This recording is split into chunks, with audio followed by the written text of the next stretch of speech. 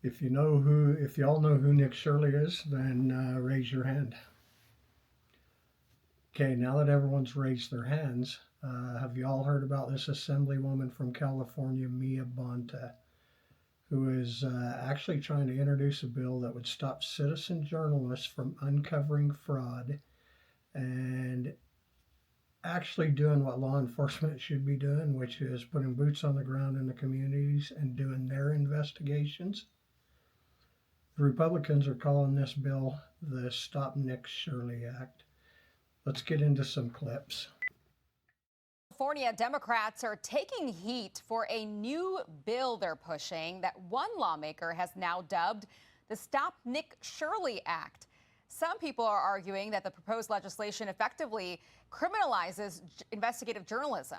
GOP Florida Senator and member of the Homeland Security Committee, Ashley Moody, joins me now. You know, fraud has been a big focus for you when you were AG in Florida, and now that you're a senator here in Washington. Give me your reaction to this. I mean, they're basically saying you can't go out and investigate in the way that Nick Shirley did in Minneapolis. Yeah, this doesn't surprise me at all. A lot of, we're uncovering in these commie criminal havens, let's call them, their policies have bankrupted their states, and they've built that in to these structural deficits like California. I think Massachusetts is struggling with deficits.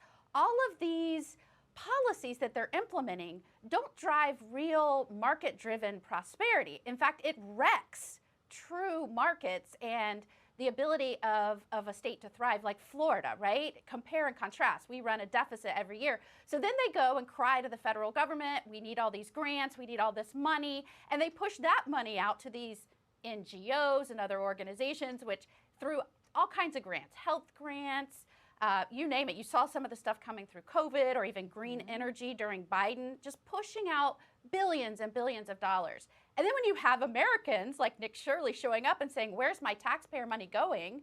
You're using so much of it to shield and cover up what you're pushing to, I would say illegally, to illegal immigration or other things.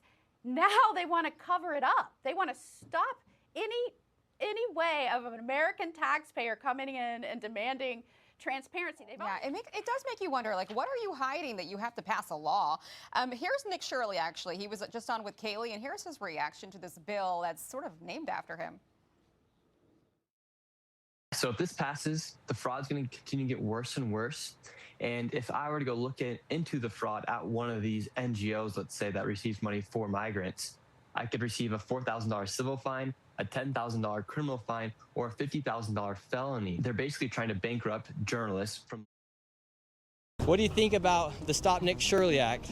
I think you're a psycho scam artist. They don't want to end their fraud racket. A lot of the politicians, they benefit from the political organizations, and so they want this racket to continue. They don't want the truth to get out. California, they are trying to pass the Stop Nick Shirley Act. The official title of this bill is AB 2624, and today we're going to be confronting the legislators that are trying to pass this bill. And if this bill were to get passed, instead of going after the fraudsters, they're trying to make it criminal to go after the people that are committing this fraud. For instance, it would become criminal to film and reveal info on taxpayer-funded immigration services like healthcare, which would include daycare, hospices. It also covers counseling services, translation services, and immigration legal services. So for instance, if the Quality Learning Center was inside of California, it would be illegal to expose them. It would make it illegal to film government-funded NGOs. And this bill essentially wants to shield the info of immigrant support services from the public. So your tax dollars, you'd have no idea where it's going because it would then become confidential.